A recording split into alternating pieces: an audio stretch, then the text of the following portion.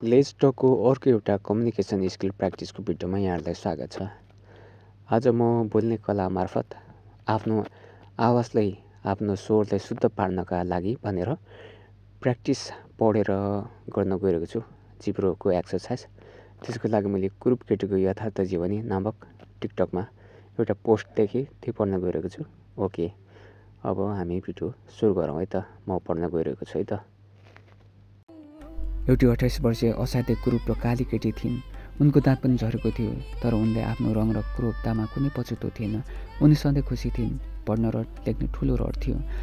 कपालमा लट्टा भएको कारण उनको शरीर पनि कुरूप देखिन्थ्यो। उनको एउटा गुण यो पनि थियो कि उनी जहाँ भए पनि जस्तो भए पनि मुस्कुराइरहने र सबैलाई हँसाउँथिन्। जब खाना पकाउने कुरा आउँछ, उनी तनमनले पकाउँछिन् र ठुलो उत्साहका साथ मसला पिस्छिन्। खाना पकाउने किताबहरू धेरै ध्यानपूर्वक पढ्ने गर्थिन्। उनी टिभी र रेडियोमा खाना पकाउने कार्यक्रमहरू पनि निकै चासोको साथ हेर्ने गर्थिन्।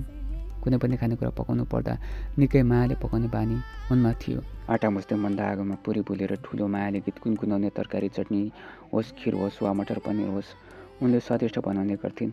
जसले उनको हातले बनाएको खानाको स्वाद लिन्थे, उसले खानाको प्रशंसा खुलेर गर्थे।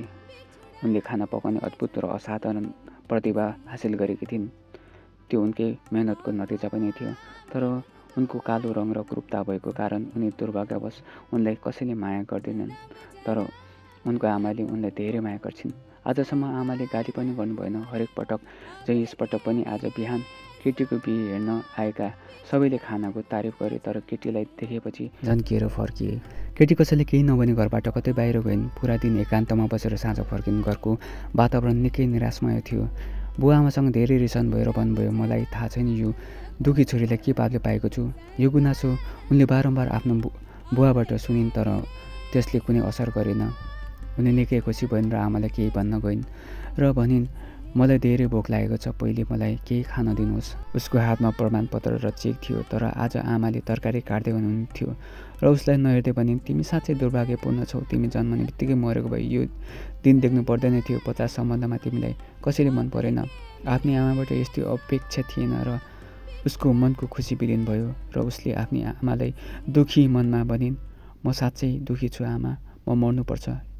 बोल्दा घाँटी सर्कियो र अनुहार रातो भयो। आमाले पनि आक्रोशित हुँदै भन्नुभयो, जाऊ मर, ताकि सबैले शान्ति पाओस्। त्यसपछि केटीले आफ्नो कोठामा गइन् र ढोका बन्द गरिन्।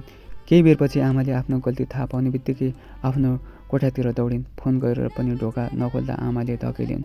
जोडले ढोका खोल्ने बित्तिकै आमाले देख्नुभयो कि त्यो दुखी काली केटीको शव उनको अगाडि जिब्रो निकालेर दुपट्टाको सहाराले झुलिरहेको थियो। त्यहाँ एक पत्र प्रमाणपत्र र 1 लाख रुपैयाँको चेक राखिएको थियो। चिठीमा लेखिएको थियो, आमा, मैले आजसम्म तपाईँको आज्ञा पालन गरेको छु। आज तपाईँले मलाई मर्न भन्नुभयो, म यो पनि स्वीकार गर्दैछु। अब तिमीलाई अभागी केटीको आमा कसैले भन्दैन र मनमा पीडा पनि रहने छैन। मैले धेरै पढ्ने कोसिस गरेँ, तर दिमागमा केही आएन। तर भगवानले मलाई यस्तो बनाउनु भयो। यसमा आमा मेरो के दोष? सबैले मलाई काली दुराचारी बेस्या भने मलाई नराम्रो लागेन, तर तिम्रो मुखबाट सुनेर मलाई धेरै नराम्रो लाग्यो। मेरी प्यारी आमा, र हो, आज मैले राष्ट्रिय स्तरको खाना पकाउने प्रतियोगितामा प्रथम पुरस्कार र रु 1 लाखको चेक पाएको छु र पान्तारे होटलमा मास्टर सेफको जागिर पनि पाएको छु। बाँकी आफै पढ्नुहोला र कस्तो लाग्यो यो भिडियो कमेन्ट गर्नुहोला है त।